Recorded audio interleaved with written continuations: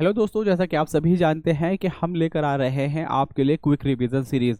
इस सीरीज में हम 3 पार्ट करा चुके हैं और मैं आज सीरीज स्टार्ट करने से पहले मैं आपको एक चीज़ बताना चाहता हूँ कि हमारी जो एक मैगजीन है, प्रहार मैगजीन, जो करंट अफेयर की मैगजीन है, वो हमारे हमारे टेलीग्राम चैनल पर फ्री में अवेलेबल है और आप लोग उस मैगजीन को बहुत अच्छे से पढ़ सकते हैं, रिवाइज कर सकते हैं। फिलहाल वो हिंदी में अवेलेबल है। 25 तारीख तक मोस्ट प्रोबेबली वो इंग्लिश में भी अवेलेबल आप लोगों को हो जाएगी और ये निशुल्क है, यानी कि फ्री ऑफ कॉस्ट है आप लोगों के लिए।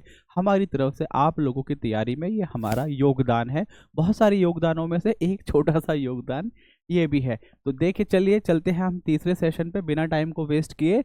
ये हमारा जो है हम करा चुके थे कहाँ तक, हमारा यहाँ तक हो गया था। इसके आगे चलते हैं 58 से। देखिए, कुछ बच्चों का मेरे से कहना है कि सर बहुत तेज़ कराइए, टॉपिक बहुत ज़्यादा है। देखिए, मुझे भी बहुत मुश्किल हो रहा है कि मैं जल्द से जल्द कराने की मैं भी कोशिश में हूँ, लेकिन अब ऐसे ही थोड़ी ना है सिर्फ मुझे पेज आपको बोलना है कि अच्छा ये भाई इस तरह से ही करना है। तो फिर तो भाई पेज आप भी सामने खोल सकते हैं। अच्छा सर, ऐसा इमेजिन कर लीजिए कि सामने रिजवान सर बोल रहे हैं कि भाई ये तो ऐसा नहीं है। जहां मुझे ज़रूरत लगती है कि यहाँ बोलना है तो वहां मैं बोलता हूँ। थोड़ा टाइम लग रहा है, लेकिन वक्त से पहले आपका ये करा दिया जाएगा। और एक चीज़ और, जो बहुत सारे बच्चे ये कहते हैं कि इसे तो एटलीस्ट करा दीजिएगा, बीच में नहीं भाग जाइएगा। भाई देखिए, आपसे प्रीवियस ईयर क्वेश्चन की बात हुई थी, वो हमने पूरे कराए। जो भी यूपीपीसीएस ने दृष्टि की थी, तो दृष्टि हम करा रहे थे, फिर बीच में एग्जाम को लेकर बहुत सारे मसले हुए, तो उस वजह से उसको डिले किया गया कि भाई रोक दिया गया। अब फिलहाल ये सीरीज चल रही है, जैसे ही ये होता है उसे भी हम पैरेलली स्टार्ट कर देंगे, ठीक है। तो अब चलते हैं। तो देखिए क्या है ना, जो भारतीय संविधान है, इसको ऐसा है कि जब संविधान बन रहा था तो बहुत सारे लोग जब इसमें इन्वॉल्व थे, तो इन्होंने दुनिया भर के जो कॉन्स्टिट्यूशन अवेलेबल थे उनको खंगोला था और जो जो फीचर लगे थे ना कि ये फीचर बेहतर हो सकता है हमारे जो देश के लिए, उन फीचर्स को लिया था। तो बहुत सारी जगह से बहुत सारे फीचर लिए गए थे। कुछ कुछ फीचर हैं जो इम्पोर्टेंट, जो हम देखेंगे। जैसे कनाडा से है। कनाडा से क्या है, जो फेडरेशन होता है आपका, एक संघ की योजना, संघ भी और साथ में साथ मजबूत भी। मजबूत संघ की कहाँ से लिया गया था? कनाडा से। Plan of federation with a strong centre, यानी कि सेंटर स्ट्रॉन्ग होना चाहिए, ये कनाडा से लिया गया था। और एक जो हमारा है distribution of power between the centre and state, it was also taken from the Canada, यानी कि सेंटर के पास क्या पावर रहेंगी, स्टेट के पास क्या पावर रहेंगी। और एक जो बहुत इंपॉर्टेंट है, वो मैं हिंदी में देखता हूँ, हिंदी में इसको बोलते हैं आपका अवशिष्ट शक्तियां, यानी कि रेसिडोरी पावर। रेसिडोरी पावर वो है, जैसे आज के टाइम में डिफाइंड है भाई, स्टेट लिस्ट में ये कानून और कंकरेंट लिस्ट में ये और आपका यूनियन लिस्ट में ये। अगर मान लीजिए उसके अलावा कोई नई चीज आती है, उसके अलावा कोई नई चीज आती है, उस पर कानून बनाने की किसकी ताकत होगी? तो रेसिडोरी जो है, रेसिडोरी पावर है आपका सेंटर के पास।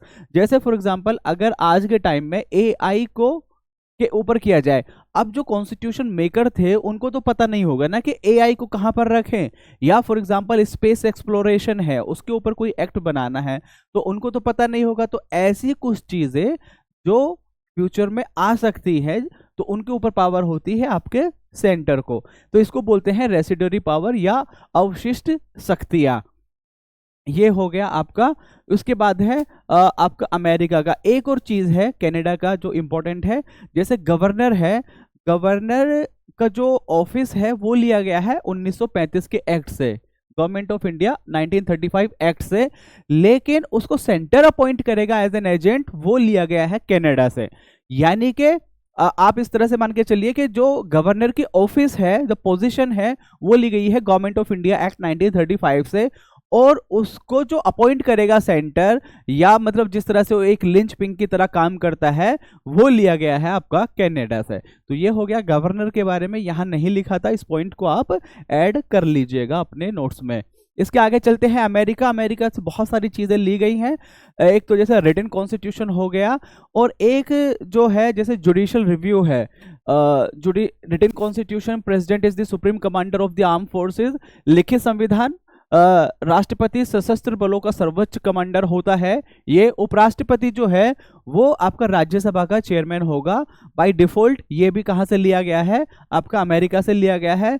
फंडामेंटल राइट को ऐसा नहीं कि वहां से एज इट इज उठा लिया है।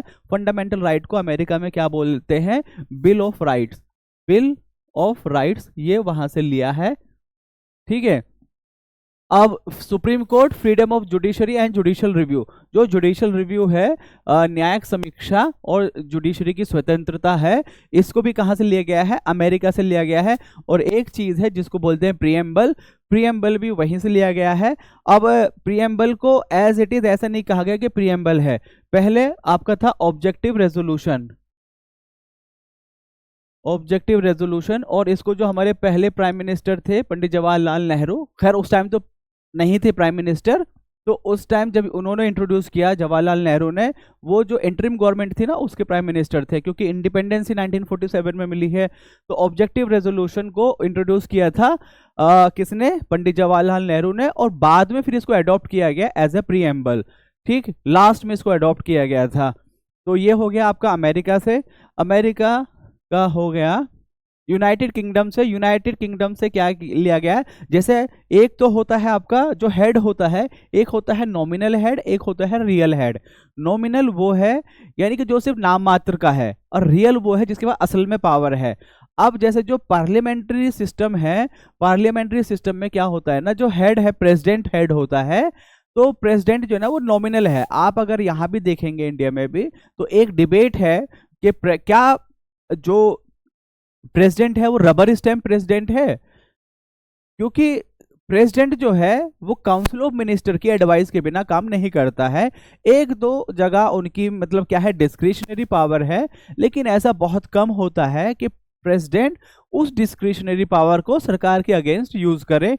तो जनरली ऐसा माना जाता है सरकार के ही कहने पर काम करते हैं। तो जो नॉमिनल हेड है वो है प्रेसिडेंट हमारे यहाँ, और जो रियल हेड है जिसके पास पावर है असल में, वो है आपके प्राइम मिनिस्टर। तो यूनाइटेड किंगडम में ये था, वहाँ जो नॉमिनल हेड होता है वहाँ उनका यहाँ क्वीन लिखा है। क्वीन इसलिए लिखा है क्योंकि बहुत लंबे टाइम से उनकी जो नॉमिनल हेड थी वो थी आपकी क्वीन ही, क्वीन एलिजाबेथ, लेकिन अब उनकी डेथ हो चुकी है।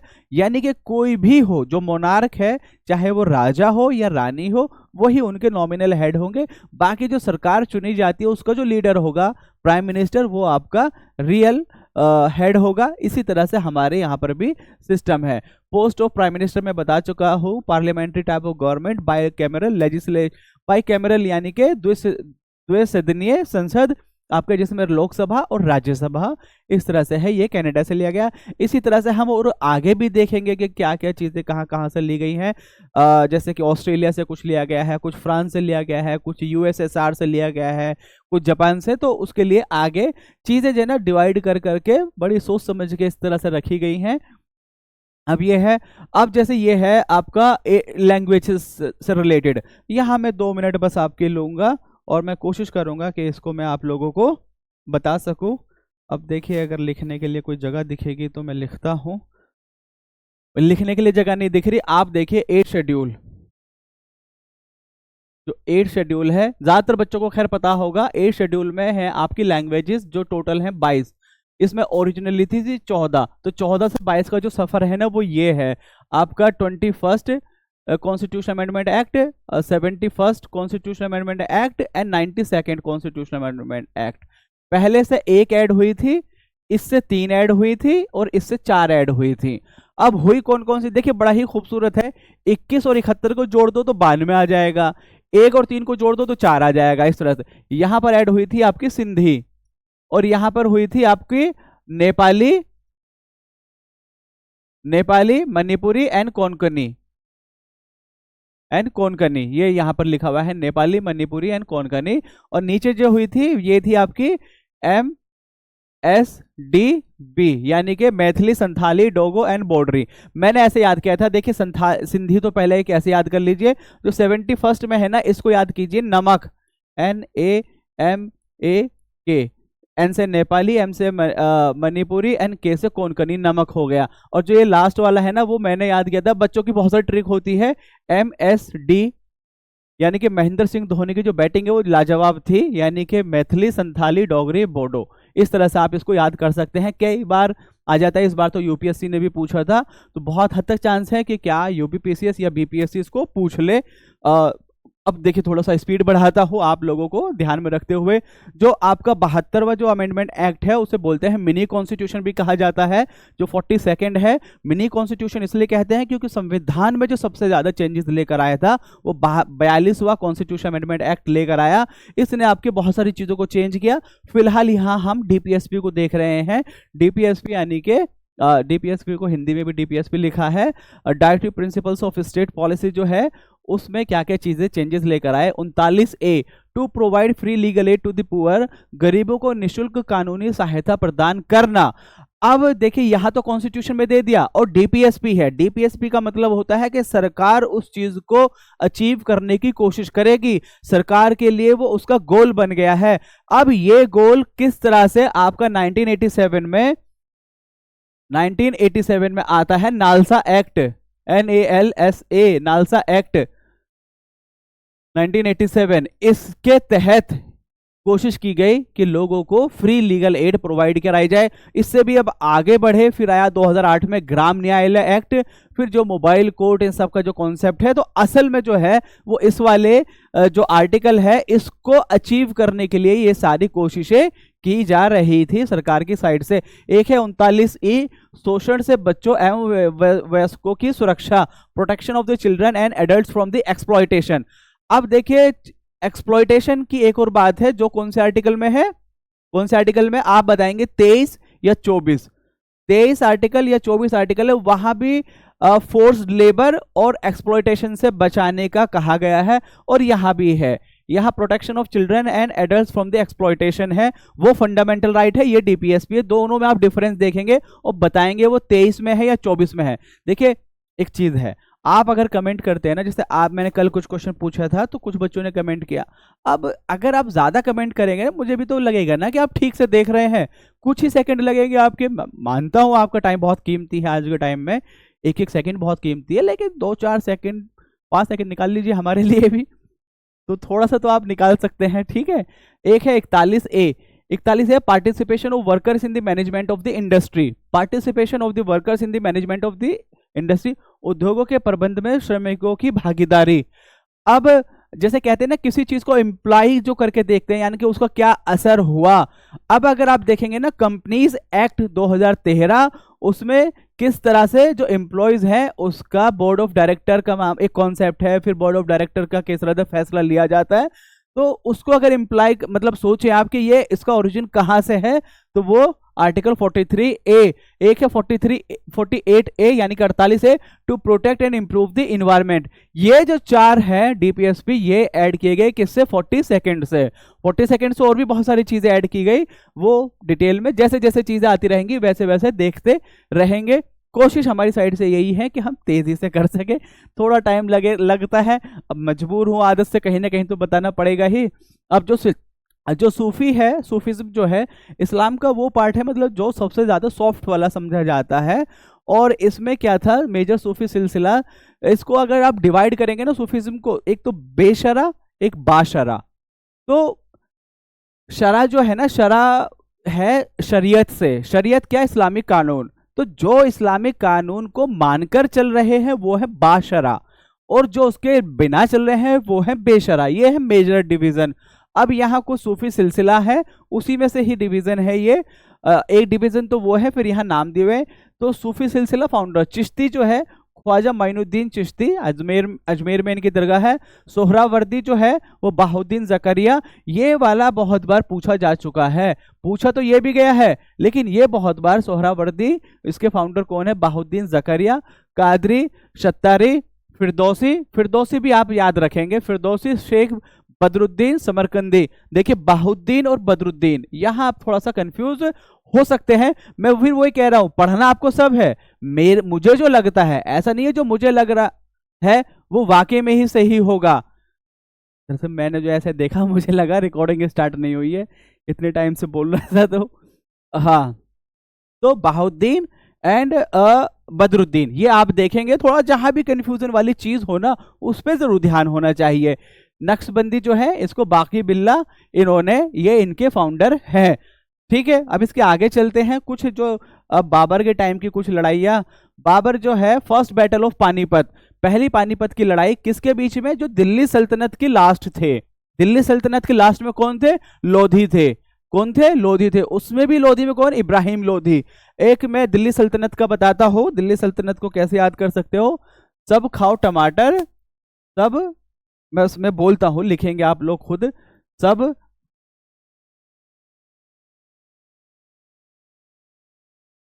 ऐसे, सब खाओ टमाटर, सब लो मजे। ठीक है, ऐसे आपका slave dynasty, Khilji dynasty. Slave means जो दास वाली जो थी, स्लेव, खिलजी, तुगलक, और ये सैयद, ये लोधी, और ये फिर मुगल स्टार्ट हो गए थे। तो स्लेव डायनेस्टी की स्थापना की थी किसने, किसने की थी, किसने की थी, कुतुबुद्दीन ऐबक ने।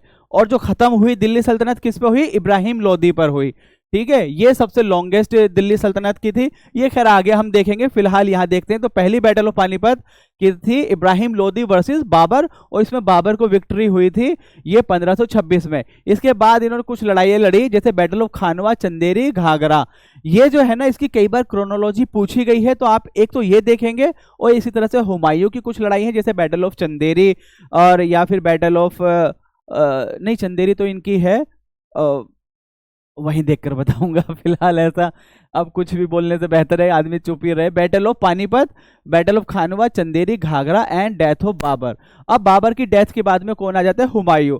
हुमायूं की जो मेजर लड़ाई हुई है वो हुई है शेरशाह सूरी से। जो मैं बात कर रहा हूँ ना कुछ लड़ाइयों की, वो भी शेरशाह सूरी से ही है। दो लड़ाई, और दोनों में उसकी हार हुई थी, और फिर यहाँ से छोड़कर भाग गए थे। फिर 1555 में वापसी हुई, और फिर दोबारा से इसको यहाँ पर मुगल सल्तनत को इस्टेब्लिश किया। तो ये हो गया आपका बाबर का एरा। अब इसके आगे, हाँ देखिए, दिल्ली सल्तनत यहीं आ गई, मैं ऊपर बताने की कोशिश कर रहा था। सब खाओ टमाटर, सब लो मजे। स्लेव डायनेस्टी या Mamluk dynasty, Khilji, Tughlaq, Syed and Lodhi. सबसे लास्ट में लोधी हो गया 1526 में। 1206 में बनी थी, कुतुबुद्दीन ऐबक के द्वारा इसको इस्टेब्लिश किया गया था। और फिर उसके बाद में थे इल्तुतमिश, जो उसके भी स्लेव थे, तो स्लेव ऑफ द स्लेव भी इसको कहा जाता है। तो ये हो गया आपका, ये बस आपको इतना देखना है। इसमें जो ना एक चीज आप देखेंगे जो यहाँ पर ऐड करेंगे, who is the founder, slave dynasty, Khilji dynasty, Tughlaq dynasty, Syed, इनके फाउंडर कौन है। और एक चीज क्या देखनी है इसमें, जो क्रोनोलॉजी मैंने बताई दी आपको, सब खाओ टमाटर, सब लो मजे। एक ये कि लॉन्गेस्ट कौन है, शॉर्टेस्ट कौन है। तो आप इस तरह से देखेंगे, तुगलक जो है उस सबसे लंबे टाइम के लिए थी। अब मोहम्मद बिन तुगलक का जो मेजर प्रोजेक्ट है वो क्या है, अब चेंज ऑफ कैपिटल है, सर्कुलेशन ऑफ करेंसी है, खुरासन कैंपेन है, कराचिल कैंपेन है, और इंक्रीज इन टैक्सेस इन दोआब।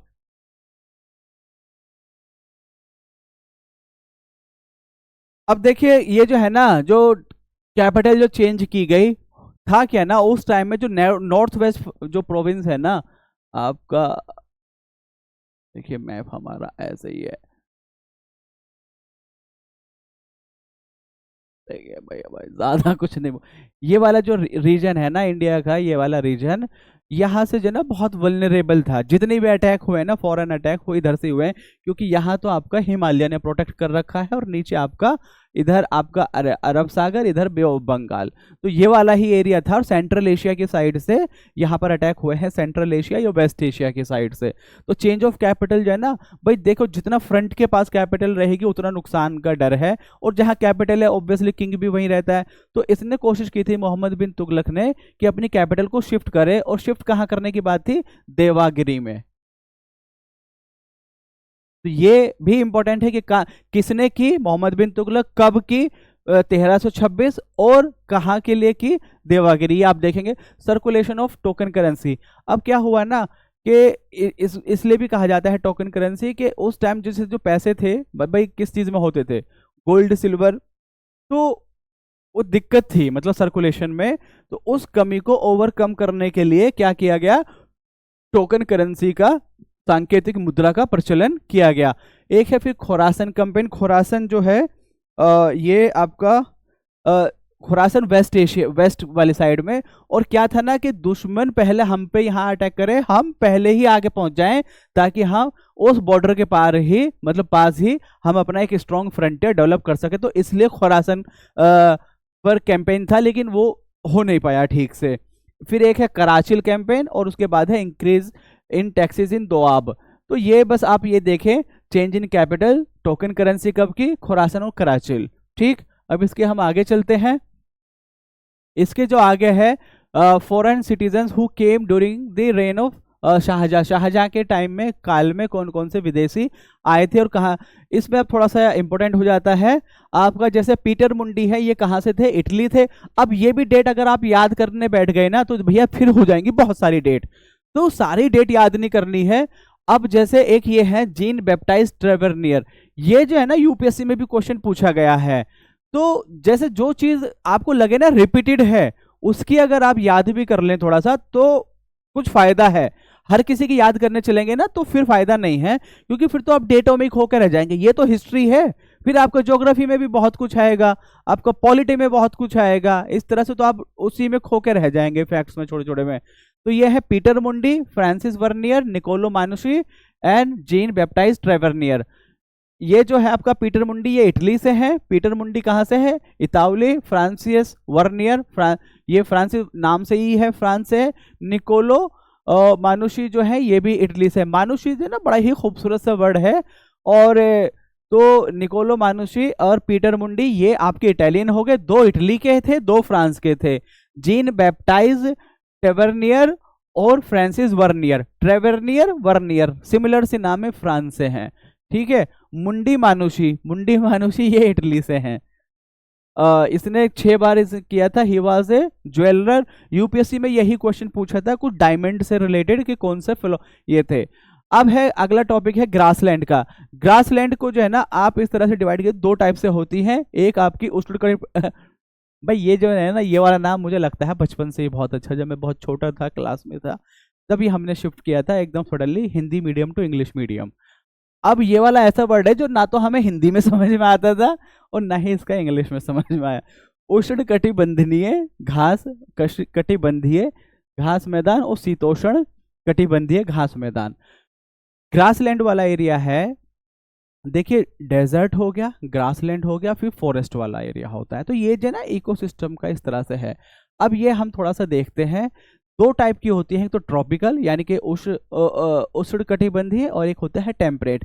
सीधा सा जना इसमें नाम पूछता है, कई बार तो इस तरह से कर देता है कि किसी ट्रॉपिकल ग्रासलैंड को बीच में डाल देगा, इसके बीच में कभी ट्रॉपिकल पूछेगा और टेम्परेट की एक डाल देगा।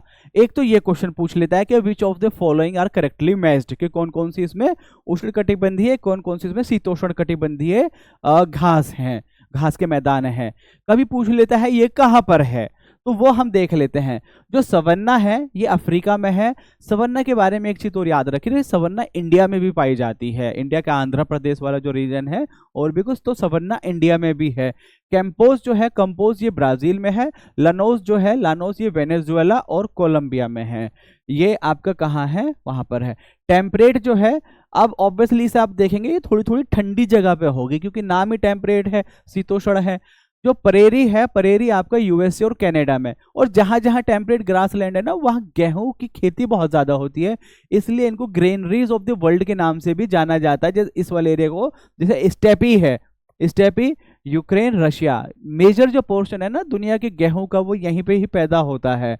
परेरी हो गया आपका यूएसए और कनाडा में, पंपास हो गया अर्जेंटीना में, वेल्ड हो गया आपका साउथ अफ्रीका, डॉन हो गया ऑस्ट्रेलिया, और स्टेपी हो गया आपका Asia, Ukraine, Russia, Manchuria region of China. Basically granaries of the world के नाम से इसको जाना जाता है।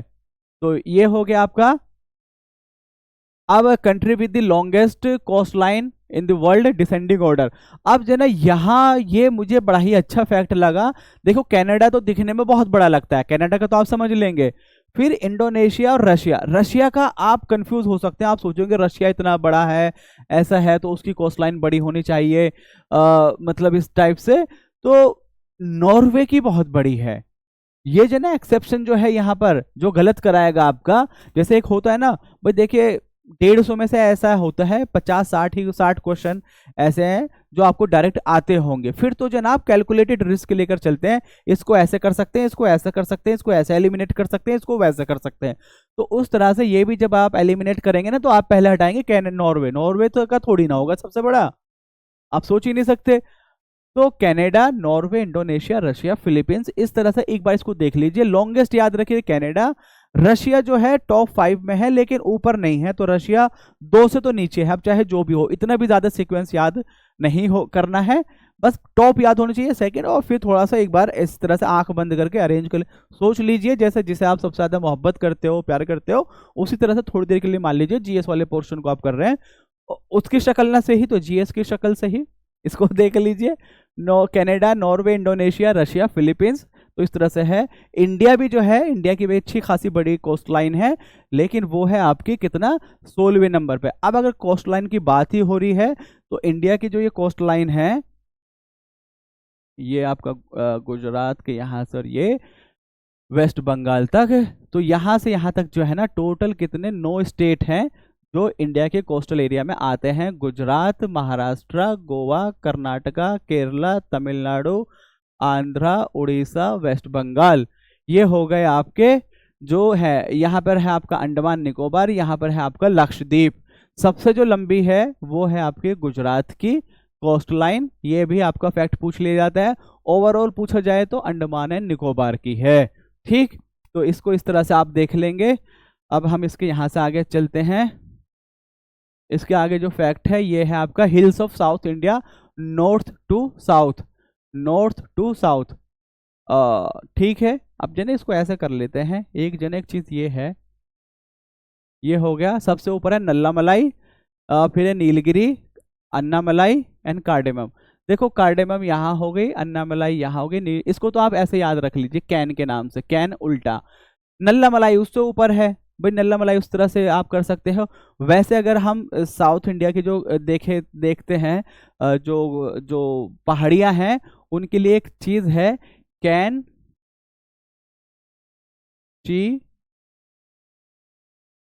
Can she go to Japan, can she go to Japan, ये मैं आपको दिखाऊंगा पूरा एक्सप्लेन करके। जैसे कैन ये हो गया, फिर इधर से चलेंगे तो शेवरॉय हो जाएगा, यहाँ से चलेंगे तो आपका जावड़ी है, फिर आपकी पालकोंडा, फिर आपका नल्लामाला, इस तरह से आपका ये चल रहा है। ये can she go to Japan इस तरह से है। ये जब आगे आएगा तो आगे ही दिखाऊंगा, यहाँ दिखाने का इतना फायदा है नहीं।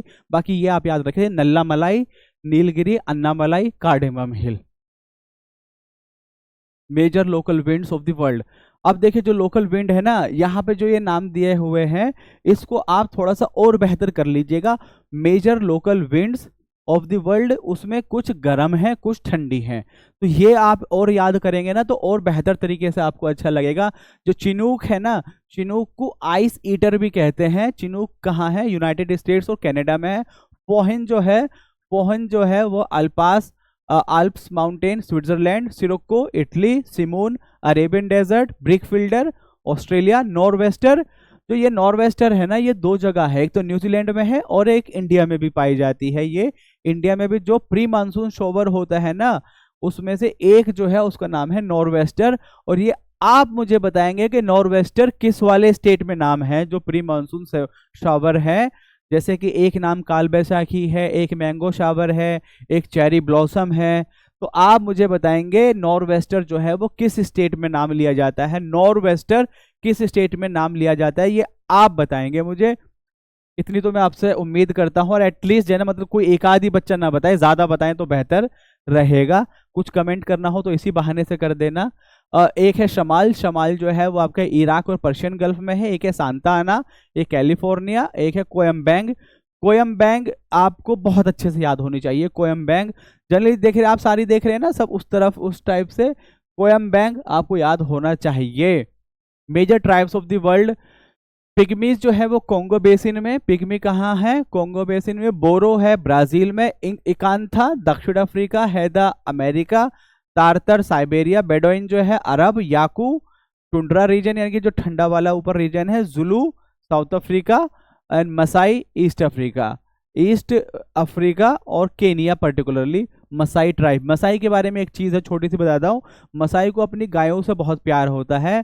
अगर किसी शेर ने इनकी गाय पर अटैक कर दिया तो ये शेर को ढूंढते हैं उसे मारने के लिए कि आपने कैसे अटैक कर दिया। तो ये मसाई ट्राइब के बारे में फेमस है। और जो ट्राइब्स है ना, इसका आप कई बार देखेंगे, जैसे कोंगो बेसिन है ना, तो यहाँ आप देश का भी नाम देखेंगे, ये आप देखेंगे देश का नाम, क्योंकि कई बार जो क्वेश्चन आता है ना वो पिग्मी पूछ लेगा, कोंगो बेसिन पूछ देगा जो ब्रॉडर टर्म में पूछ रहा है, और कई बार डेजर्ट भी पूछ लेता है। इसी तरह से एक है बोरो। बोरो हो गया इकांता, हायदा, तारतर, बेदुइन, याकू, यूलू, याकू, जुलू, मसाई। ठीक। अब ये जो स्ट्रेट वाला है ना, स्ट्रेट वाली जो चीजें हैं ये मैं आपको पहले ही करा चुका हूं, लेकिन फिर भी मैं एक बार जल्दी से बोल देता हूं। बेरिंग स्ट्रेट जो है वो यूएस। देखो स्ट्रेट क्या होती है ना, जो पानी की जो दो बड़ी बॉडी है उनके बीच में एक पतली सी बॉडी होती है। एक तरह से तो ये कह सकते हो कि दो बड़ी पानी की बॉडियों को जोड़ती है, या ये कह सकते हो दो लैंड बॉडी को हटाती है, दो लैंड बॉडीज को सेपरेट करती है। इस तरह से आप स्ट्रेट को समझ सकते हो। जो बेरिंग है ये आपका, देखिए जैसे मैंने कहा ना, दो पानी की बॉडी को जोड़ेगी, आर्कटिक सी और बेरिंग सी उसको जोड़ रही है, और अलास्का और रशिया, अलास्का है मैं आपका अमेरिका का पार्ट, उसको अलग कर रही है। गिब्राल्टर जो है वो ऊपर हो गया आपका यूरोप, नीचे हो गया आपका अफ्रीका, और इधर हो गया आपका मेडिटेरियन सी, और इधर हो गया मेडिटेरियन मीन्स भूमध्य सागर, इधर हो गया अटलांटिक ओशन। इन दोनों को जोड़ती है जो आपका है गिब्राल्टर। डोबर जो है, यहाँ डोबर लिखा है, वैसे नाम है इसका डोवर, DOVER। डोबर नहीं है, डोवर है। नॉर्थ सी और अटलांटिक ओशन के बीच में है, उसको कनेक्ट करती है, फ्रांस और ब्रिटेन को अलग अलग करती है। मलक्का जो है वो जावा सी और बे ऑफ बंगाल को तो कनेक्ट करती है। मलाया पेनिनसुला और सुमात्रा जो इंडोनेशिया का, उसको अलग करती है। इसी तरह से Florida, gulf of Mexico and Atlantic, Florida, West Indies. पाक स्ट्रेट जो है इंडिया के नीचे, इंडिया और श्रीलंका को तो सेपरेट करेगी, और इधर बे ऑफ बंगाल और इंडियन ओशन को ये कनेक्ट करती है, Arabian sea. Leading aluminium companies in India. अगर मैं कहूँगा ना कि आज सबसे जो इम्पोर्टेंट है वो ये है, मतलब ये बहुत तरह से पूछा जा सकता है, ये वाला क्वेश्चन पूछा जा भी सकता है, पूछा जाता भी है। जो बाल्को है, मेजर सेंटर सब्सिडरी कंट्री, आपका कंपनी यानी कि लीडिंग एल्युमिनियम कंपनी, एक है बाल्को, हिंदाल्को, नाल्को, इंडाल्को एंड माल्को। ये आपको याद होना चाहिए। इसमें क्या है ना जो पूछ सकता है, एक तो ये कि ये कहां पर है, पहला इंपॉर्टेंट। दूसरा ये कब बनी। तीसरा जो बहुत इंपॉर्टेंट है वो किस देश की हेल्प से बनी है। जो बाल्को है वो सोवियत यूनियन के से, हिंडाल्को यूएसए से, नाल्को फ्रांस और इंडाल्को कनाडा, माल्को आपका इटली में। तो इसमें भी जो सबसे इंपॉर्टेंट है ये आपको बिल्कुल याद होना चाहिए, हिंडाल्को जो है वो रेणुकूट, रेणुकूट कहां पर, उत्तर प्रदेश में, वहां पर है आपका हिंडाल्को। तो ये आप इसको जो है कई बार देखेंगे। कोई शॉर्ट ट्रिक हो सकता है किसी बहुत बड़े विद्वान बच्चे ने इसकी ट्रिक बना रही हो, और अगर उसके पास हो तो वो शेयर कर दे। बाकी मेरा एक चीज मानना है कि हर चीज की ट्रिक नहीं भी होती है तो खुद से बना लो, और नहीं बना सकते तो भैया बैठ कर रट लो। आपके अलावा जो है ना आपके पास कोई और ऑप्शन है नहीं। देखिए बहाने वो बनाता है जिसके पास ऑप्शन होते हैं, और बहाने उसको बनाने चाहिए इसके पास ऑप्शन हो, ये नहीं तो ये। जब आपके पास जो है ना जॉब इसके अलावा तैयारी में बहुत अच्छी से तैयारी करने के अलावा और कोई ऑप्शन है नहीं, तो बैठो और पढ़ो। अब पता नहीं मुझे ये वाली मतलब चीज़ कहनी चाहिए या नहीं कहनी चाहिए। बहुत पहले मेरे एक दोस्त था, उसने कहा था कि जो बीपीएससी की तैयारी करते हैं बेसिकली उनका एक उसूल होता है, मतलब बीपीएससी या यूपीपीसीएस, पहले यूपीपीसीएस में भी पहले ऑब्जेक्टिव होता था मेंस में कि ल्यूसेंट लो और एक लुंगी लो और बैठ जाओ। जब तक बैठे बैठे घिस के या तो लुंगी न फट जाए या लूसेंट न फट जाए, जब तक आपका सिलेक्शन नहीं होगा। तो ये मतलब था कि डेडिकेशन के साथ बैठने का, भाई किताब कब फटेगी। तो इस तरह से आप ये चीज देख सकते हो। एक है territorial division of Himalaya. Himalaya को जो है ना बस एक टेरिटोरियल डिवीजन है इस तरह से, जैसे बस इंडस से सतलुज के बीच से, सतलुज से काली के बीच से, काली से तीस्ता। देखिए इंडस से सतलुज, सतलुज से काली, काली से तीस्ता, और तीस्ता से आपका फिर कौन सी है आपकी दिहांग, दिहांग जो कि नाम है किसका, ब्रह्मपुत्रा। तो इस तरह से उसको डिवाइड किया है। जो इंडस और सतलुज के बीच में है वो है हिमालय, और जो सतलुज और काली के बीच में है वो है कुमाऊं, काली और तीस्ता के बीच में नेपाल, और आपका तीस्ता और दिहांग के बीच में है आसाम हिमालय। ये 4 नाम है, इस तरह से आप इसको याद कर सकते हो। पंजाब, कुमाऊं, नेपाल और आपका आसाम। एक चीज कंफ्यूज कर सकता है, मैं यहाँ पर जो आपको लिया, अगर इसी क्वेश्चन को टफ बनाऊं, मैं कुमाऊं हिमालय की जगह मैं हिमाचल हिमालय कर दूंगा इसको, तो आप हो सकता है कंफ्यूज हो जाएं कि इस तरह से। तो ये कुमाऊं हिमालय है, बाकी आप इसमें ज़्यादा दिक्कत की बात है नहीं। Major passes of the world, ये भी हमने ऑलरेडी वैसे क्लास में कराया था विद मैप, लेकिन जब आप यहाँ कर रहे हैं तो इस चीज़ को देखते हैं। कुछ जो है ना, जैसे ऊपर हम देखें लद्दाख में कौन कौन से है, चांगला पास एंड खारदुंगला। चांगला, खारदुंगला, एक और इम्पोर्टेंट है जो आपको याद होना चाहिए, उनमिंगला। मिंगला यहाँ पर हाईएस्ट मोटरेबल रोड है। और जो यहाँ पर रोड बनाएगा, जो स्ट्रेटजिक लोकेशन पर रोड बनाता है, वैसे तो हाईवे बनाने का काम है ministry of road transport and highway का, लेकिन यहाँ जो रोड बनाते हैं ना, जो बॉर्डर के नजदीक है, स्ट्रेटजिक रीजन है, वहां पे बनाती है BRO, बॉर्डर रोड ऑर्गेनाइजेशन। ये ऑर्गेनाइजेशन जो थी पहले, ये थी ministry of road transport and highways के ही अंडर, लेकिन 2015 में इसको कर दिया था किसके अंडर, आपका मिनिस्ट्री ऑफ डिफेंस के अंडर। तो उनमिंगला, चांगला पास, खरदुंगला पास, उनमिंगला पास, फिर है लिपुलेख, माना, नीति, LMN बिल्कुल ABCD है, और इसमें कुछ वाला काम ही नहीं, बच्चों वाली चीज है। लिपुलेख, माना पास, नीति पास, ये है उत्तराखंड में। नाथुला और जलेपला सिक्किम में। नाथुला वो है जो आपको चाइना का तिब्बत रीजन उससे कनेक्ट करता है। फिर हो गया जलेपला।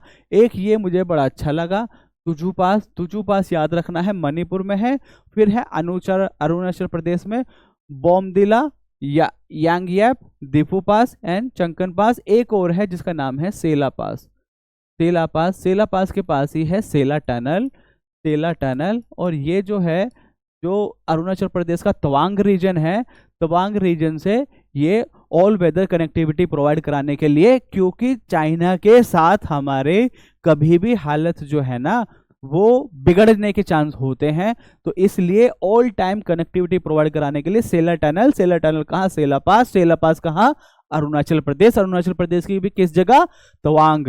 ठीक, अब इतना ही है। बाकी देखा आप देखेंगे ना, ऐसी चीजों को जो ना आप ज्योग्राफी का मैप लेकर बैठे और एक बार मैप में टिक करेंगे तो आपको चीजें बड़े अच्छे से याद हो जाएंगी।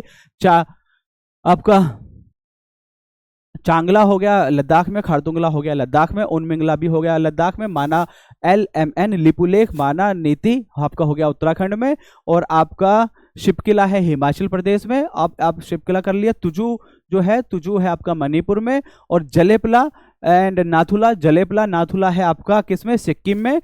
और फिर आपका जो दीफू पास और दीफू बोमदिला, दीफू, यांगयप एंड चंगन पास है अरुणाचल प्रदेश में, और साथ एक और कौन सा, आपका सेला पास। इसी तरह से नीचे आप आएंगे वेस्टर्न घाट में भी कुछ पास है आपका। देखते हैं, ऐसे देखने से बेहतर है कि वहीं बताया जाए, देखकर बताया जाए। मुंबई और नासिक के बीच में है थालघाट, मुंबई और पुणे के बीच में है भोरघाट, एंड उसके नीचे है, सबसे नीचे आप आओगे केरला में पालघाट। और ये 3 तो फिर भी बहुत बच्चों को याद होते हैं। जो लास्ट वाला है ना, शेनकोट्टाई, ये है नीचे बिटवीन तिरुवनंतपुरम एंड मदुराई, उसके बीच में है शेनकोट्टाई।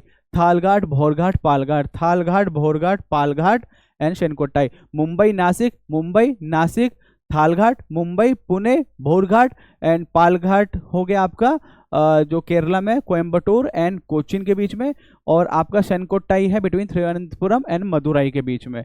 एक बार टाइम देख लेता हूँ, 38 मिनट्स। मैं उम्मीद करता हूँ कि आज थोड़ा सा तेज करा रहा हूँ। अब आप तेज कराऊं तो ऐसा मत फिर बोलने लगना कि सर कुछ समझ में नहीं आ रहा, आप तो बड़ी तेज भाग रहे हैं। वैसे फिर भी मैं पूरी कोशिश कर रहा हूँ कि समझा सकूं। ये है जो है ना कुछ इंपॉर्टेंट टर्मिनोलॉजी, ये है बीमारी से जुड़ी हुई। अब क्या है ना, एक है एंडेमिक, एक है एपिडेमिक और एक है पेंडेमिक। एंडेमिक वो है, एंडेमिक का मतलब ही होता है जो लोकल होता है। एंडेमिक जो यहाँ पर पाई जाती है उसको एंडेमिक बोलते हैं। Endemic technology, endemic plant, endemic this, endemic that, जो लोकल लेवल में पाई जाए। अब यह है बीमारी से जुड़ा हुआ। तो एंडेमिक वो बीमारी है जो किसी पर्टिकुलर जगह पे ही पाई जाती है। ठीक है। अब एपिडेमिक वो है कि कोई बीमारी स्टार्ट हुई और वो सडनली फैल गई, मतलब जैसे कहते हैं ना जंगल में आग का फैलना, उस तरह से फैली, वो हो गया आपका एपिडेमिक। अब ये तो फैली, सिर्फ ये लोकल एरिया में नहीं फैली, अब ये मतलब आसपास नहीं फैली, ये दुनिया भर में फैल गई, वो होगी पेंडेमिक। एंडेमिक लोकल लेवल मतलब उसी जगह पे पाई जाती है, एपिडेमिक बहुत रैपिडली हो गई, और तीसरा पेंडेमिक ग्लोबल लेवल पर हो गई, जैसे कि आपका कोविड-19, या रिसेंटली डब्ल्यूएचओ ने किया कि इसको एमपॉक्स को, जिसका पुराना नाम था क्या, मंकी पॉक्स, एमपॉक्स को रिसेंटली जो डब्ल्यूएचओ है, डब्ल्यूएचओ डिक्लेयर करता है कि ये आपकी डिजीज ऑफ कंसर्न है, या ये ग्लोबल इमरजेंसी है, या इसको पेंडेमिक डिक्लेयर करते हैं, तो वो करता है WHO. Important days, tobacco day, भैया हमने तो ना कभी इसको हाथ लगाया, तो लेकिन दिन तो याद रखना पड़ेगा क्योंकि एग्जाम है। अब वो तो थोड़ी ना पूछेगा कि आप टोबैको का सेवन करते हैं या नहीं करते हैं। टोबैको का सेवन सेहत के लिए हानिकारक है, तो इसके सेवन से बचें। और लेकिन कुछ लोगों के पीछे, मैंने ऑटो के पीछे देखा है कि जो टोबैको कल्टीवेटर्स हैं उनको बचाया जाए, क्योंकि बहुत सारे किसान ऐसे हैं जो टोबैको कल्टीवेशन में हैं, और इस पे ब्लैंकेट बैन की वजह से उनका जो रोजगार है या उनकी जो जिंदगी है वो खतरे में आ गई है। देखिए, सरकार कोई भी डिसीजन ले तो वो जो टारगेट ग्रुप है ना, उसको भी देखे कि हमारी पॉलिसी उसको किस तरह से नेगेटिवली इम्पैक्ट कर रही है, उसके लिए कुछ ना कुछ अल्टरनेट रूट लिया जाए। तो ये है आपका टोबैको के बारे में। टोबैको है आपका 31 मई को वर्ल्ड टॉयलेट डे, जो वर्ल्ड शौचालय दिवस है वो है 19 नवंबर। आज कितना है, आज 21 नवंबर, आज से 2 दिन पहले टॉयलेट डे था। वर्ल्ड फॉरेस्ट्री डे जो है वो 21 मार्च को है। और आपका वर्ल्ड ओजोन डे, ये बहुत बार पूछा गया है, ये तो इतनी बार पूछा गया है कि आप अगर इसे गिनने बैठेंगे ना तो आपको गिनती भूल जाएंगे आप, इतनी बार ये पूछा गया है ओजोन डे। और साथ ही साथ इसकी थीम भी इंपॉर्टेंट है, थीम इनकी भी इंपॉर्टेंट है। इंटरनेशनल अर्थ डे 22 अप्रैल, वर्ल्ड वेटलैंड डे 2 फरवरी 2 फरवरी 1971 को रामसर जो कि ईरान में है, वहां पर ये मीटिंग हुई थी, फाइनलाइज हुआ था उसमें, और तब से इसे वर्ल्ड वेटलैंड डे मनाया जाता है। इंडिया में कितने वेटलैंड है, ये बहुत इंपॉर्टेंट है, क्योंकि इंडिया में रैपिडली बहुत बढ़ रहे हैं। मेरे ख्याल से लेटेस्ट जो है वो 85 हो चुके हैं। सबसे ज्यादा तमिलनाडु में है 18, दूसरे नंबर पे उत्तर प्रदेश में है जो कि 10 या 11, ये आप बताएंगे मुझे कि 10 है उत्तर प्रदेश में या 11 है, 10 है या 11 है, ये आप बताएंगे मुझे। ये तो कंफर्म है कि उत्तर प्रदेश नंबर 2 पर है after Tamil Nadu. International tiger day 29 जुलाई को मनाया जाता है। अब टाइगर से इंटरनेशनल बिग कैट अलायंस, जो कि हमारे प्राइम मिनिस्टर नरेंद्र मोदी जी ने उसको इंटरनेशनल बिग कैट अलायंस को अनाउंस किया था, और इस बार वो करंट अफेयर में भी है, तो उसके बारे में भी आप देखेंगे। और उसमें 7 जो स्पेसीज हैं उनके कंजर्वेशन की बात है, 7 बिग कैट्स के कंजर्वेशन की बात है। इंपॉर्टेंट इंस्टीट्यूशन, ये इधर बिल्कुल फैक्चुअल है, आपको फिर भी बोल देता हूँ। Indian Institute of Forest Management Bhopal, इसमें जो है ना एक वो इंस्टीट्यूट जो अभी नोएडा में है, मेट्रोलॉजी से रिलेटेड, यानी कि मौसम विभाग से रिलेटेड, वो आपको बहुत अच्छे से याद होना चाहिए। और वहाँ पर AI जो सुपर कंप्यूटर है वो भी इस्टेब्लिश्ड है, आपको सुपर कंप्यूटर का भी नाम याद होना चाहिए। Indian Institute of Forest Management Bhopal. अब देखो, आप ये कह सकते हो, ये सोच सकते हो, बिल्कुल सोचना चाहिए कि भाई हम क्विक रिवीजन तो यहाँ करने आए हैं, सर हमें ही बता दे रहे हैं। ये जो ना कुछ चीज़ें मैं यहाँ ये मैं भी करके आ सकता हूँ, और हो सकता है देखो अगर दिख रहा हो इसमें कहीं से कुछ लिखा करा, तो हो सकता है मैंने लिखा भी हो, है ना, ये देखिए आपको। लेकिन क्या है ना, आप अगर इस चीज के लिए एक बार गूगल कर लेंगे ना, और वहां से आपने उठा के लिख लिया, वो बहुत लंबे टाइम तक आपकी मेमोरी में सेव हो गया। तो बस मैं आपकी मेमोरी जो है ना थोड़ा सा उसे एक्टिव रखना चाहता हूँ। अदरवाइज मेरा तो काम है भाई, मैं तो आऊंगा, इससे भी ज्यादा मैं बोल सकता हूँ, ठीक है। तो Indian Institute of Forest Management Bhopal, wildlife Institute of India Dehradun, और National Institute of Himalayan Environment, ये कहाँ है, Almora. Centre for Ecological Sciences Bengaluru, परिस्थितिकी विज्ञान केंद्र बेंगलुरु। सेंटर फॉर एरिड काजरी, ये मुझे बड़ा अच्छा नाम लगता है, Central Arid Zone Research Institute, केंद्रीय शुष्क क्षेत्र अनुसंधान संस्थान, ये कहाँ है, जोधपुर में।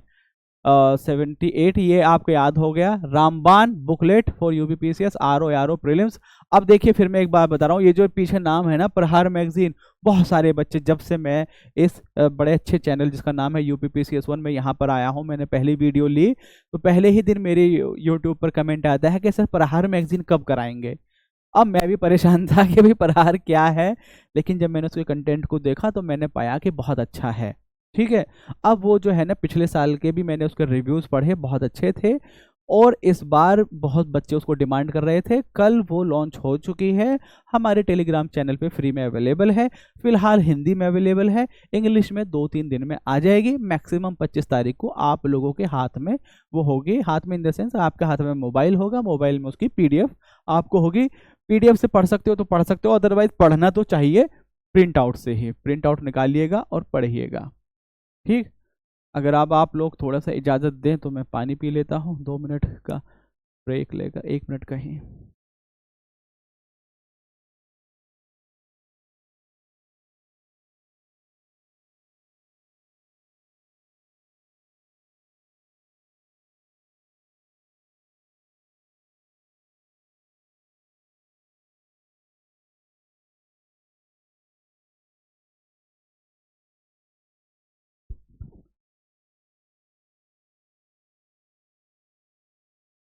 Pollutants and affected organs by them.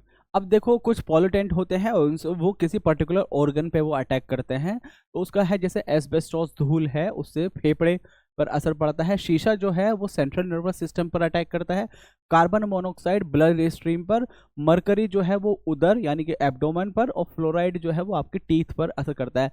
Carbon monoxide क्या है, देखो यार अब मजबूर हूँ, अब कुछ चीज़ तो बतानी पड़ेगी। हीमोग्लोबिन है।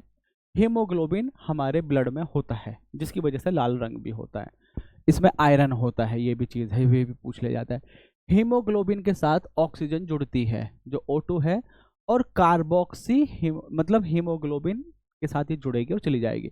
अब अगर यहाँ पे O2 है और इसके साथ जो है ना CO2 भी जुड़ जाता है, CO2 O2 तो लेकर ये अंदर जाएगा, CO2 लेकर बाहर आएगा। अब अगर यहाँ कार्बन मोनोऑक्साइड आ गई तो ये वो चीज़ है जो सबकी इंपॉर्टेंस को ख़त्म कर देती है। इसके पास चिपकने की ताकत बहुत ज़्यादा होती है। ये क्या करेगी, हीमोग्लोबिन के साथ चिपक जाएगी और उसको बोलते हैं कार्बोक्सी हीमोग्लोबिन। अब ये जो होगा ना, ऑक्सीजन ले, जब हीमोग्लोबिन का काम है ऑक्सीजन ले जाने का, चिपक कौन गया, कार्बन मोनोऑक्साइड, तो ऑक्सीजन तो ले नहीं जा पाएगा, ऑक्सीजन की कमी हो जाती है और इस वजह से बहुत जल्दी डेथ भी हो जाती है, मृत्यु भी हो जाती है कार्बोक्सी हीमोग्लोबिन की वजह से। तो कार्बन मोनोऑक्साइड इसीलिए एक जानलेवा है, वो इस तरह से मार देती है। ये चीज़ें हो गई। इसके आगे जो फैक्ट है ना रिन्यूएबल एनर्जी का, ये फैक्ट इंपॉर्टेंट नहीं है बिल्कुल भी। इससे जो अगली लाइन बोलूंगा ना वो इंपॉर्टेंट है। सोलर एनर्जी नम किस स्टेट में सबसे ज़्यादा है, किस कंट्री में सबसे ज़्यादा है, क्रोनोलॉजी। विंड पावर किस स्टेट में सबसे ज़्यादा है, वर्ल्ड में किसके पास सबसे ज़्यादा है, chronology. Hydro power, biogas, geothermal, tidal energy, इन सब की बस आपको देखना है। अगर आप स्टेट वाइज देखेंगे तो टॉप 3 स्टेट, आप कंट्री वाइज देखेंगे तो टॉप 3 कंट्री। इंडिया कहीं 4 पर है, कहीं 5 पर है। अब ऐसा मत कहना सर आपने तो बोला था सिर्फ टॉप 3 देखने हैं, तो हमने तो उसके आगे देखा ही नहीं। लेकिन जो जनरली याद होना चाहिए, कंट्री में टॉप 3 और मतलब स्टेट भी इंडिया की, कंट्री में इंडिया की पोजीशन देखना ज़रूरी है और स्टेट में टॉप 3 स्टेट देखना ज़रूरी है। और अगर उसमें और बेहतर करना चाहते हो तो देख लो उत्तर प्रदेश कहाँ पर है, और अगर बीपीएससी कर रहे हो तो ये देख लो कि बिहार कहाँ पर है। ठीक है। Major isotopes and their uses, ये भी एक बड़ा ही अच्छा साइंस का क्वेश्चन है, बहुत ही प्यारा, बहुत कंफ्यूज कर देता है, पूछ लिया जाता है। यूरेनियम 235, ये जो है ना, ये क्या होता है, चट्टानों की आयु ज्ञात करने के लिए है। जो चट्टान है, एक चीज़ होती है जिसको बोलते हैं कि आयु बताने की जो टेक्निक है, जिसको बोलते हैं, क्या बोलते हैं, C14 मेथड। C14 यानी कि कार्बन डेटिंग। कार्बन डेटिंग, अब क्या है ना, कार्बन डेटिंग की एक लिमिटेशन है, ये अप टू एज ही पता कर सकता है। मेरे ख्याल से 40,000 या 50,000 साल तक की पुरानी जो चट्टानें हैं या जीवाश्म जो मतलब है, फॉसिल्स जो हैं, उनकी आयु पता कर सकता है। उससे ज़्यादा की पता करनी है तो फिर और आते हैं, जैसे कि आपका पोटेशियम वाला मेथड है, P40 मेथड है, और आपका यूरेनियम। तो यूरेनियम जो है 235, it determines the rocks of the age of the rocks. जो सोडियम है, सोडियम का काम क्या है, जो खून के थक्के हैं, ब्लड क्लॉट्स जो है उसको पता लगाने में ये हेल्प करता है। कोबाल्ट 60 जो है ब्लड कैंसर के ट्रीटमेंट में हेल्प करता है। आर्सेनिक जो है, आर्सेनिक 74, ये ट्यूमर का पता लगाने में हेल्प करता है। Phosphorus 35 leukaemia. ल्यूकेमिया क्या है, ल्यूकेमिया भी इसका नाम है, टेक्निकल नाम है, असल में अगर देखा जाए तो इसको कहते हैं ब्लड कैंसर। अब ब्लड कैंसर इसमें क्या होता है ना, जो WBCs हैं, वाइट ब्लड सेल्स, इसकी जो नंबर है वो बहुत ज़्यादा बढ़ जाता है। कैंसर का नाम ही है एबनॉर्मल ग्रोथ, एबनॉर्मल ग्रोथ या अनकंट्रोल्ड ग्रोथ जो हो जाता है। WBC ज़्यादा बढ़ जाएंगे तो उस वजह से जो बीमारी होती है उसका नाम है ल्यूकीमिया। ये भी यूपीपीसीएस में क्वेश्चन पूछा गया, हर लाइन यूपीपीसीएस में पूछी गई है, हर line. Iodine 130, iodine 31, obviously goitre gland, goitre gland किससे जुड़ी हुई है, आपकी आयोडीन, तो इसका थायराइड ग्लैंड, तो गोइट्रे मतलब बीमारी है, सॉरी, थायराइड ग्लैंड के ट्रीटमेंट में आयोडीन 31 यूज होता है। एक बार फिर से बता दे रहा हूँ, आयोडीन, यूरेनियम 235 आपके एज ऑफ रॉक्स, सोडियम आपका blood clots, cobalt 60 controlling blood cancer, 674 detection of tumour, 34 treatment of leukaemia यानी कि blood cancer, 31 treatment of thyroid gland. ये है आपका इसमें। अब इसके अलावा जो अगली लाइन है ये भी बड़ी अच्छी है, important natural acids, natural acids हैं। विनेगर जो सिरका है, सिरके का नाम क्या है, सिरका, इसका जो नेम है वो है एसिटिक एसिड। ऑरेंज, संतरे और नींबू में क्या पाया जाता है, सिट्रिक एसिड। इमली, इमली और जो अंगूर होते हैं खट्टे जो होते हैं उसमें पाया जाता है टारटेरिक एसिड, टारटेरिक एसिड, टारटेरिक एसिड किस में पाया जाता है, आपका अंगूर और इमली में। टोमेटो में पाया जाता है ऑक्सैलिक एसिड। और एक आप देखेंगे जो चींटी होती है, चींटी और जो बिच्छू होता है उसके डंक में होता है मेथनोइक एसिड। और एक आप बताएंगे, मैं यहाँ भी लिख सकता था, मैंने लिखा नहीं, एप्पल यानी कि सेब, सेब में कौन सा एसिड पाया जाता है। तो मैं फिर से रिपीट कर रहा हूँ, विनेगर, जो विनेगर में कौन सा होता है, एसिटिक एसिड। ऑरेंज या लेमन में होता है सिट्रिक एसिड। टेमरिड या ग्रेप्स यानी कि इमली और अंगूर में होता है टार्टरिक एसिड। और जो आपका टोमेटोज है उसमें होता है ऑक्सैलिक एसिड यानी कि टमाटर में। और जो चींटी या जो बिच्छू का डंक होता है उसमें होता है मेथनोइक एसिड। आप मुझे बताएंगे एप्पल में क्या होता है, एप्पल में कौन सा एसिड पाया जाता है वो आप बताएंगे। अब बता ही दीजिएगा, कम से कम मुझे थोड़ा सा ये रहे कि हाँ भाई बच्चे कुछ कर रहे हैं। ग्लासेस एंड इट्स यूजेस, एक है flint glass, Pyrex glass, soda glass, crooks glass. Flint, Pyrex, soda, crooks glass. Flint glass कहाँ पे यूज होता है, कैमरा, दूरबीन के लेंस में। पायरेक्स ग्लास होता है प्रयोगशाला के उपकरणों में। सोडा ग्लास होता है ट्यूबलाइट में। क्रूक्स ग्लास होता है धूप चश्मे का जो लेंस होता है उसको बनाने में। टेक्निकल चीज़ें नहीं है, 2-3 बार पढ़ेंगे थोड़ा सा दिमाग में हो जाएगा, अच्छा है। Major branches of biology, horticulture, ये जो है ना उद्यान विज्ञान है, बेसिकली जो गार्डनिंग, फल फ्रूट सब्जी। देखो एक गांव में एक टर्म होता था फल फ्रूट बोलते थे, भाई फल भी वही है फ्रूट भी वही है, हिंदी और इंग्लिश बोल रहे हैं। तो फ्रूट प्रोडक्शन या सब्जियों का जो प्रोडक्शन है, वेजिटेबल मतलब जो उससे जुड़ा हुआ है हॉर्टिकल्चर है। और फ्लोरिकल्चर है, ये जो आपके फूलों से जुड़ा हुआ। पोमोलॉजी है, फूलो जो फ्रूट्स हैं उनकी स्टडी। एथनोलॉजी है, स्टडी ऑफ फ्लावर्स यानी कि जो फूल है उनकी स्टडी को एथनोलॉजी बोलते हैं। क्या बोलते हैं, एंथोलॉजी। एंथोलॉजी है पुष्पों का अध्ययन। पोमोलॉजी है फलों का अध्ययन। सेरिकल्चर है रेशम कीट पालन। एपीकल्चर है मधुमक्खी पालन। एंटोमोलॉजी है कीटों का अध्ययन। और ऑर्निथोलॉजी है पक्षियों का अध्ययन। ऑर्निथोलॉजी से याद आया सलीम अली, सलीम अली जो हैं वो इंडिया के जाने माने कार ऑर्निथोलॉजिस्ट हैं। और सलीम अली नेशनल पार्क कहाँ पर है ये आप मुझे बताएंगे। सलीम अली नेशनल पार्क कहाँ पर है ये मुझे आप बताएंगे। देखो आप नहीं बताएंगे तो मुझे भी थोड़ा सा खराब लगेगा, तो फिर मैं जो एक्स्ट्रा चीज़ें बोलता हूँ मैं सोचूंगा कि एक्स्ट्रा चीज़ बोलने का फ़ायदा ही क्या है जब बच्चे पार्टिसिपेट नहीं करते हैं। तो ज़रा सा इस बात का ख्याल रखिएगा, ठीक है, वरना दिक्कत हो जाएगी। Vitamin and disease is caused by there deficiency, vitamin और उनकी वजह से जो कुछ, अब ये तो मैं ऊपर करा चुका हूँ वैसे, फिर भी एक बार रिपीटेशन के तौर पर देख लीजिए। विटामिन ए जिसको बोलते हैं रेटिनॉल, उसकी वजह से होता है नाइट ब्लाइंडनेस या जीरोप्थेल्मिया। नाइट ब्लाइंडनेस यानी कि रात में नहीं दिखेगा। जीरोप्थेल्मिया मीन्स आंखों में शुष्की आएगी, मतलब सूखापन होगा। विटामिन सी जो है स्कॉर्बिक एसिड, और उसकी वजह से होता है स्कर्वी। विटामिन डी जिसको बोलते हैं कैल्सिफेरॉल, और उसकी वजह से रिकेट्स यानी कि जो टांग की हड्डियां हैं वो इस तरह से थोड़ी सी ये मुड़ जाती हैं। और विटामिन ई जिसको बोलते हैं टोकोफेरॉल, और ये फर्टिलिटी यानी कि जो बच्चे पैदा करने की ताकत है वो इस पर बहुत डिपेंड करती है। Vitamin E, tocopherol. Vitamin E को ब्यूटी भी बोलते हैं, ब्यूटी विटामिन, क्योंकि आप देखेंगे जो मतलब स्किन पे लगाने के लिए जो वो आती है ना क्रीम, बड़ी जो महंगी महंगी और खूबसूरत और बड़ी अच्छी अच्छी आती हैं जो थोड़ा ग्लो लेकर आती है, ओ विटामिन ई उनमें होता है टोकोफिरोल, और विटामिन के फाइलोक्विनोन, जो कि आपकी हेल्प करता है ब्लड क्लॉटिंग में। ब्लड क्लॉटिंग में एक दो चीज और है, जैसे prothrombin, thromboplastin and fibrinogen and fibrin, heparin, ये सारी सब चीजें हम देखेंगे जब हम ब्लड क्लॉटिंग के बारे में पढ़ेंगे। फिलहाल क्या है, vitamin A retinol, night blindness, vitamin C ascorbic acid scurvy, vitamin D calciferol rickets या ऑस्टियोमेलेशिया। ऑस्टियोमेलेशिया मीन्स हड्डियों में कमजोरी होना, ऑस्टियोमेलेशिया। और एक चीज होती है ऑस्टियोपोरोसिस, और एक है आपका विटामिन ई जिसको बोलते हैं टोकोफिरोल, ये है डिक्रीज फर्टिलिटी, और विटामिन के फाइलोक्विनोन, ये है प्रिवेंट्स ब्लड क्लॉटिंग। ठीक।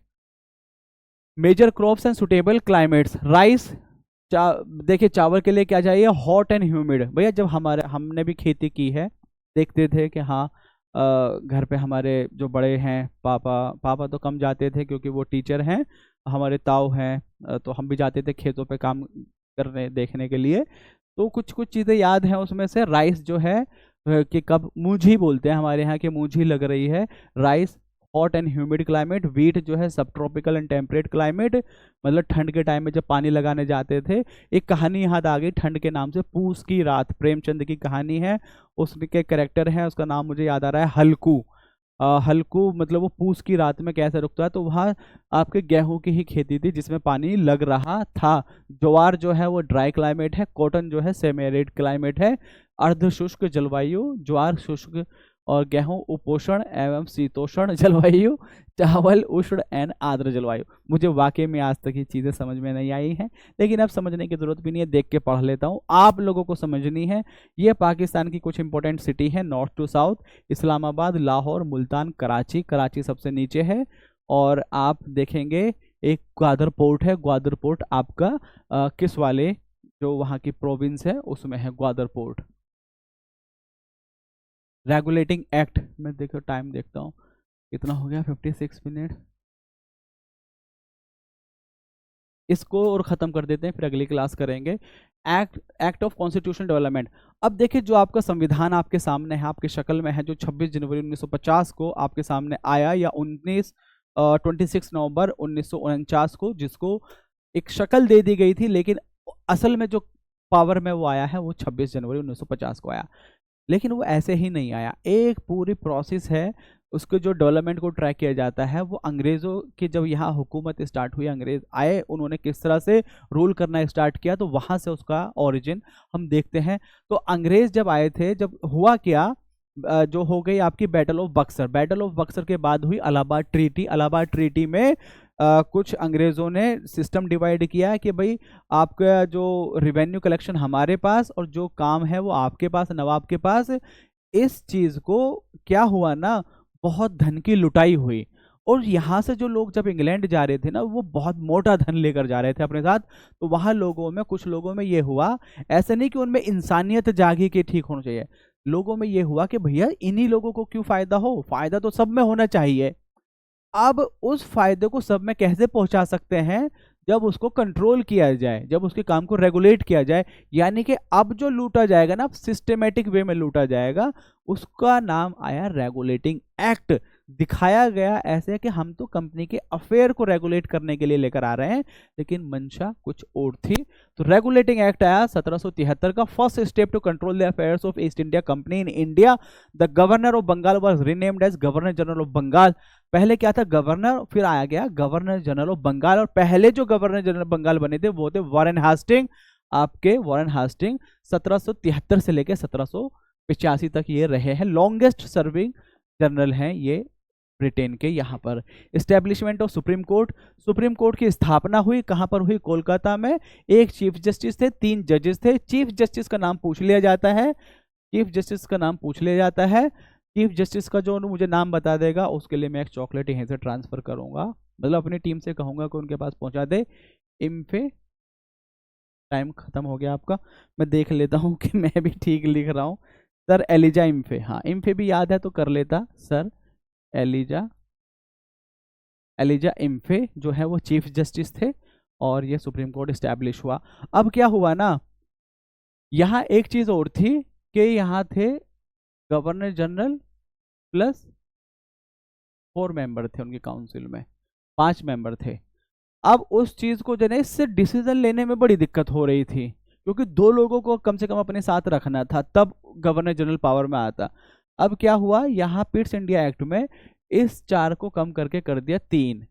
अब 1+3, अब यानी कि गवर्नर जनरल को सिर्फ एक मेंबर को लेना है और फिर वो डिसीजन ले लेगा।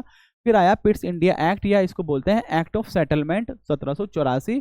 इसने क्या किया, जो कंपनी थी ना, कंपनी में इसने पॉलिटिकल फंक्शन और कॉमर्शियल फंक्शन को 2 जगह किया। एक था इसने एक और बॉडी बनाई जिसका नाम है, एक तो था BOC बोर्ड ऑफ कंट्रोल, और एक था COD कोर्ट ऑफ डायरेक्टर। ये जो है ना, ये देखेगा आपका पॉलिटिकल फंक्शंस को, पॉलिटिकल, और ये देखेगा आपका कॉमर्शियल फंक्शंस को। तो इस तरह से, इसी वजह से इसको बोलते हैं कि डुअल सिस्टम स्टार्ट हो गया था, डुअल सिस्टम स्टार्ट हो गया था आपका कंपनी में। न्यू बॉडी देखिए, कंट्रोल बोर्ड या बोर्ड ऑफ कंट्रोल, ये हुआ। British government was given the complete control over the companies affairs and administration in India, यानी कि अब कंपनी जो है ना, कंट्रोल किसके है, ब्रिटिश गवर्नमेंट के अंदर है। चार्टर एक्ट ऑफ 1793, इसने क्या किया, आप देखो मैंने क्या कहा था आपसे, आप जो ना इस खेल को समझिए, monopoly. Monopoly for trade in India extended for another 20 years. Monopoly का मतलब क्या होता है, सिर्फ ये लोग ट्रेड कर पाएंगे, लेकिन पीछे से प्रेशर हो रहा है। भाई देखिए, मोनोपोली जो एक्सटेंड करने की जरूरत पड़ी है वो ये पड़ी है क्योंकि कुछ लोग डिमांड कर रहे थे कि भाई सारा फायदा उनको क्यों दो, लेकिन सरकार ने अभी उन्हीं की सुनी और कहा कि भाई 20 साल और अभी आपके पास है, आप मोनोपोली है आपकी ट्रेड करने की। यही अगर आप देखें, एक बस छोटी सी लाइन है, देखिए अब हिस्ट्री लगती है हमें बड़ी ही अच्छी। 1793, 1813, 1833, यहाँ क्या गया कि भैया आप ही की है लेकिन 20 साल के लिए बढ़ा रहे हैं। यहाँ क्या कहा कि भाई आपकी मोनोपोली खत्म कर रहे हैं एक्सेप्ट टी ट्रेड में, T trade and trade with China. और यहाँ क्या गया भैया, पूरा खत्म कर दिया। अब जब मोनोपोली खत्म होगी तो और भी लोग आएंगे ना ट्रेड में, अब होती है लूट, मतलब वो चल रही है, लूट बढ़ती जा रही है, ठीक है। अब यहाँ एक हो गया चार्टर एक्ट ऑफ 1813, देखो ये ना, companies monopoly was abolished except for trade in T and T with China. Christian missionary, अब यहाँ साथ ही साथ जो है ना, ट्रेड में तो बढ़ावा दिया गया, अब ये भी दिखाया गया कि भैया हम जो है ना वो धर्म के लिए भी जा रहे हैं। अब क्या है ना, जो ब्रिटिश जितने भी यूरोपियन थे ना, वो 3G के लिए बाहर निकले थे, 3G के लिए। एक क्या है, गोल्ड यानी कि लूट, ग्लोरी यानी कि अपने मतलब भैया अपना यश बढ़ाने के लिए, तीसरा गॉड यानी कि धर्म को बढ़ाने के लिए। तो ये जो चीज है ना, लूट वो रहे थे, ग्लोरी उनकी हासिल हो गई थी, अब गॉड वाला भी काम करते हैं। गॉड वाले के लिए क्रिश्चियन मिशनरीज को लाना इन्होंने स्टार्ट किया। कब से स्टार्ट किया, 1813 से। Authorise the local government to levy the taxes on individual, provided penalties for non payment, स्थानीय सरकारों को व्यक्तियों पर कर लगाने के लिए अधिकृत किया तथा भुगतान न करने पर दंड की व्यवस्था। ये लाइन आपको याद रहनी चाहिए। बाकी जो कहानी मैं बता रहा हूं, कहानी से कुछ कुछ तो आप याद रखेंगे। अब आ जाता है 1833, देखो यहाँ क्या खत्म कर दिया, यहाँ बिल्कुल खत्म कर दी। और साथ ही साथ क्या किया, जो गवर्नर था पहले, गवर्नर ऑफ बंगाल, वो बना था governor general of Bengal, regulating act 1773। अब वो बन गया गवर्नर जनरल ऑफ इंडिया 1833 में। पहला गवर्नर जनरल ऑफ इंडिया कौन है, विलियम बेंटिक। विलियम बेंटिक के टाइम में बहुत सारे रिफॉर्म्स हुए, एक सती से रिलेटेड, सती को अबोलिश किया गया, और साथ ही साथ जो ठगी सिस्टम है उसको भी सप्रेस किया गया। लेकिन अगर आपसे पूछा जाए कि ठगी को जो बिल्कुल खत्म किया, क्या वो विलियम बेंटिक ने खत्म किया, वो विलियम बेंटिक ने नहीं खत्म किया। विलियम बेंटिक के साथ एक आदमी था जिसका नाम था कैप्टन स्लीमैन। कैप्टन स्लीमैन और इसने मिलकर एक डिपार्टमेंट बनाया ठगी को खत्म करने के लिए। लेकिन असलियत में जो ठगी खत्म हुई, नहीं ठगी तो यहीं पर, स्लेवरी को भी खत्म करने की कोशिश की इन्होंने, लेकिन स्लेवरी को जो अबॉलिश किया गया 1843 में एलन बोरो के द्वारा खत्म किया गया, एलन बोरो के द्वारा। Attempts to start holding open competition for selection of civil servants. अब 1833 में जो है ना, ये कोशिश की गई थी कि ओपन सिविल सर्विस का कंपटीशन कराया जाए, ओपन। लेकिन हुआ कब वो, 1853 में। आप जो है ना, मतलब जब ये एक्ट पढ़ें तो आप ऐसे पढ़ें, क्या चीज स्टार्ट हो रही है, क्या कंटिन्यू कर रही है। कंटिन्यू करेगी तो एक्सपेंड होगी, क्या उसमें नया नया ऐड हो रहा है, कौन सी चीज है जिसको हटाते जा रहे हैं। तो इस तरह से आप देखें, 1853 में first time legislative and administrative functions were separated in the governor general council. Macaulay committee was appointed in 1854 regulating the civil services. ठीक। 1858 का एक्ट आता है, जो कि 1857 की क्रांति है उसके बाद एक्ट आया, गवर्नमेंट ऑफ इंडिया एक्ट। इसने गवर्नर जनरल को ऑफ इंडिया को बना दिया था वायसरॉय, और वायसरॉय को एक एक एक पोस्ट और की गई थी स्टैब्लिश, जिसका नाम है सेक्रेटरी ऑफ स्टेट। सचिव राज्य का सृजन किया गया, भारत के राज्य सचिव का, secretary of state for India. और इसको हेल्प करने के लिए 15 मेंबर की एक कमेटी थी, एडवाइजरी काउंसिल, जो कहाँ थी, लंदन में थी, वो स्टैब्लिश की गई। अब इंडियन काउंसिल एक्ट ऑफ 1861 होता है। 1861 में इसने क्या किया, inclusion of Indian representative in law making process, शुरुआत हो गई थी, कानून बनाने की प्रक्रिया में भारतीय प्रतिनिधियों को शामिल करने की शुरुआत हुई। 1862 में जो है ना, अब ये चीज याद रहनी है आपको, 1862 में क्या हुआ था, 1862 में लॉर्ड कैनिंग ने नॉमिनेट किया 3 इंडियंस को, राजा ऑफ बनारस, महाराजा और पटियाला एंड दिनकर राव, इन तीनों को लेजिस्लेटिव काउंसिल में किया गया। ये बहुत ही इंपॉर्टेंट है, बहुत ही प्रोबेबल क्वेश्चन है कि कौन कौन से फर्स्ट 3 इंडियन थे जो लेजिस्लेटिव काउंसिल में ऐड हुए। इसी तरह से आप आगे जाकर देखेंगे कि एग्जीक्यूटिव काउंसिल में ऐड किया गया था सबसे पहले एसपी सिन्हा को, वो है एग्जीक्यूटिव काउंसिल, ये है legislative council. Viceroy was authorised to issue, अब यहाँ एक चीज है, ऑर्डिनेंस इशू करने की पावर थी, क्या है, आपातकाल में अध्यादेश जारी करने की अधिकृत किया गया। और साथ ही साथ क्या गया, legislative council were formed in Bengal, north west frontier province and Punjab, इतने इतने इतने में यह किया गया। ठीक,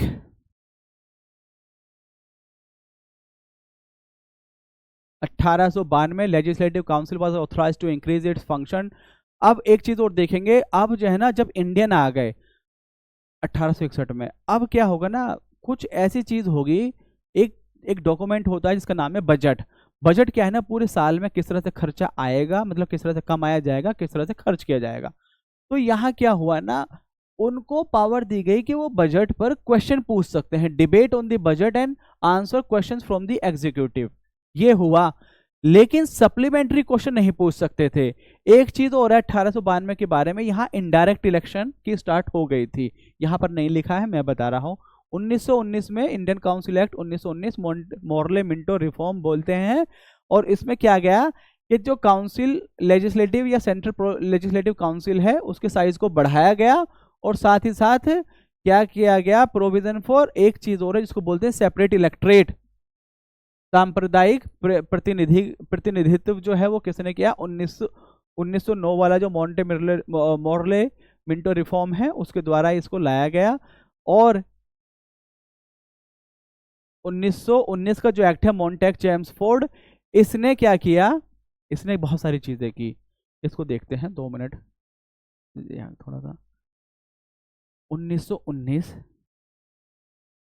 डायरेक्ट इलेक्शन इंट्रोड्यूस होगा यहाँ पर, आपका provincial legislative council were given the power to legislate on this respective list. एक चीज और है जो आपका, जिसे हम बोलते हैं बाई कैमरल लेजिस्लेचर, यहाँ से स्टार्ट हुआ सेंट्रल लेवल पे, यानी कि जो पार्लियामेंट के आज जो हाउस है, लोकसभा और राज्यसभा, वो कब बने थे, पहली बार 1919 में।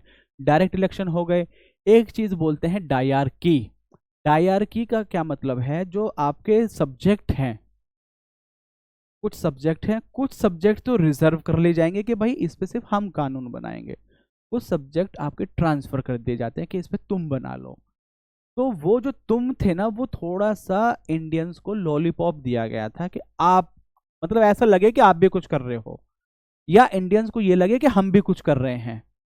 तो वो था ट्रांसफर्ड सब्जेक्ट। और जो असल में जो गवर्नर जनरल था उसके पास जो पावर थी, या गवर्नर जो स्टेट लेवल पे गवर्नर थे, वो थी क्या, आपका रिजर्व सब्जेक्ट। तो रिजर्व उनके लिए हो गए। ये था डायरकी 1919 में आपका। मैं देख लेता हूँ डायरकी को हिंदी में क्या कहते हैं। प्रत्यक्ष, इसको 2 पार्टों में, हस्तांतरित और आरक्षित, हस्तांतरित और आरक्षित, डुअल सिस्टम, प्रोविंशियल डायरकी कहाँ पे लिखा है,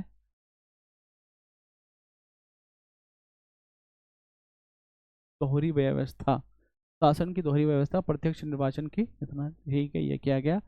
और 1926 में सेंट्रल पब्लिक सर्विस कमीशन बनाई गई, जो कि आपके रिक्रूटमेंट करेगी, central public service commission.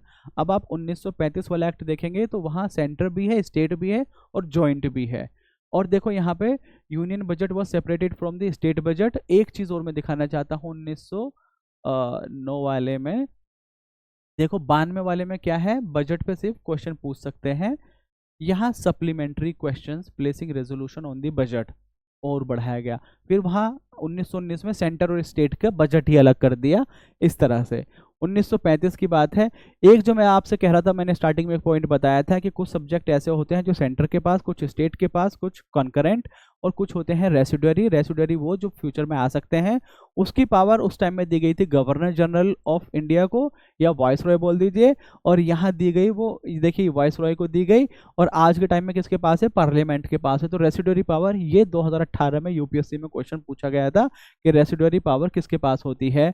End of dyarchy, dyarchy को जो प्रोविंस थे ना, स्टेट थे, उसमें तो खत्म किया गया और सेंटर में लाया गया कि सेंटर में introduction of dyarchy at the centre. Council of India established in 1858 was abolish. Council of India क्यों बनी गई थी, secretary of state for India जो था उसको असिस्ट करने के लिए बनाई गई थी, 15 मेंबर की कमेटी लंदन में, उसको अबॉलिश कर दिया गया था। और जैसे मैंने बताया वहां तो बनी सेंट्रल पब्लिक सर्विस कमीशन या फेडरल पब्लिक सर्विस कमीशन, उसके साथ साथ क्या बना गया, provincial service commission and joint service commission for 2 और more state was also established. और एक यहाँ पर आपका सुप्रीम कोर्ट, जो कलकत्ता वाला सुप्रीम कोर्ट है उसको तो नाम था सुप्रीम कोर्ट, ये जो कोर्ट है ना सुप्रीम, ये फेडरल कोर्ट था जो स्टेट और सेंटर के बीच के डिस्प्यूट को देखेगा या दो स्टेट के बीच के डिस्प्यूट को देखेगा। तो अब देखो ये था बस इसमें, इसको जो है ना जब भी आप एक्ट को पढ़ें, एक्ट को इसी तरह से दिमाग में लेकर पढ़ें, क्या चीज़ तो बढ़ रही है, क्या घट रही है, क्या चीज़ नहीं ऐड आ रही है, कैसे कैसे एवोल्यूशन हो रहा है। एवोल्यूशन के तौर पे पढ़ोगे ना तो चीज़ें बहुत आसान होगी, बहुत अच्छे से कर पाओगे। और अगर सब कुछ ऐसे सोचोगे ना घोल के पी जाऊं कि ऐसे रट लूं, वो नहीं होगा, नहीं, हर पॉइंट रटने की ज़रूरत होती है। तो मेरे ख्याल से आज के लिए इतना ही। जो जो मैंने आपसे पूछा है उसे बताने की कोशिश कीजिएगा। Thank you, have a good day, bye, take care.